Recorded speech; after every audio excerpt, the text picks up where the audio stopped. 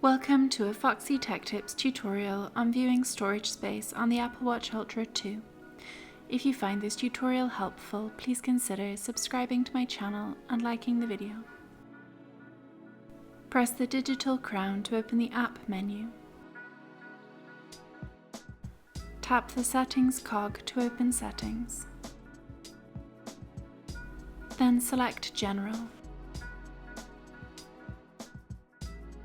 Scroll down the General settings and choose Storage.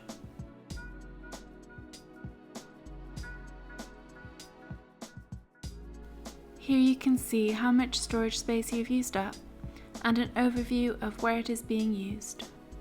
If you scroll down, you can see the storage information for each individual app. You can tap on an app to see more detailed storage information for the app.